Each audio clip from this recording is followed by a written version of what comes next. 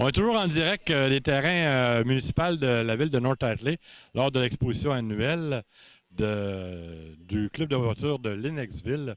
Et on remarque une belle panoplie, un bel éventail de véhicules de toutes sortes. Mais en particulier, il y en a une qui a attiré tout particulièrement mon attention, une Parker modèle 120 de 1937. Une merveilleuse voiture, une belle, très belle voiture, très belle restauration, propriété de Sylvain Trudel. Vous avez ça depuis quand? Ça fait 15 ans que je l'ai, ça fait 3 ans que c'est à la route. Vous faites pas mal d'expositions avec? L'enfant, une couple, là. C'est sûr que j'ai pas juste celle-là, j'en ai un autre aussi, là.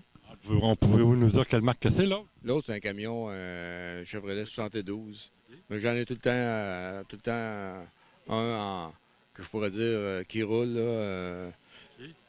Pas nécessairement sur la route, mais je veux dire qui roule, on le vend, on en achète un autre. Puis, votre préféré, ça devrait être celui-là, non? ouais, c'est sûr que lui, on ouais. parle d'un petit coup de cœur qui est quand même intéressant parce que vous êtes de Shawinigan, Ouais. et puis on est à North Hatley, près de Sherbrooke. Il y a une belle distance, il y a à peu près quoi, 2 heures de route? Il y a 200 km. 200 km. Il y a 2 heures de route. Ça nous amène vous avez pris, j'imagine, la 20 et la 55? Ouais. OK. Et puis, parlez-nous donc de la tenue de route de ce véhicule-là. Ah ben lui, la seule chose qui n'est pas originale dessus, c'est parce qu'il y a des pneus radio.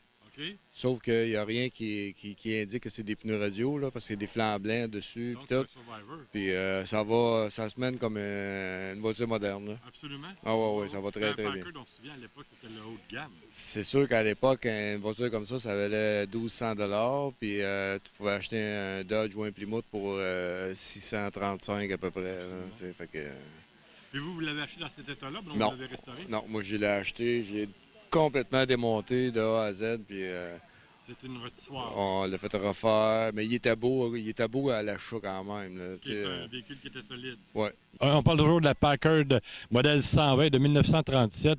Véhicule remarquable. Je pense que ça va être... Écoutez, je ne veux pas vous vendre le punch, là, mais d'après moi, là, vous allez avoir une petite récompense, genre de best of the show. Je vous dis ça de même. En tout cas, à mon avis, à moi, ça serait pas mal ça qui sortirait. Mais là, vous venez de Shawinigan Sud. On parlait tantôt que la distance, mais il se passe de quoi dans votre coin? Oui, nous, le 21 juillet, on fait une exposition. C'est la 3e année qu'on fait ça. Les 2 premières années, c'est-à-dire c'est la 4e année, parce que les 2 premières années, on a eu de la pluie au coton. Puis l'année passée, il a fait beau. C'est ça, c'est le 21, c'est en cas de pluie, c'est remis au lendemain. Je me souviens de la première année que j'avais été vous voir. En plein milieu de l'après-midi, il était tombé une ondée incroyable. Puis à cette époque-là, j'avais un petit Ford convertible, un petit Rossa 1931. J'ai même pas eu le temps de lever le temps.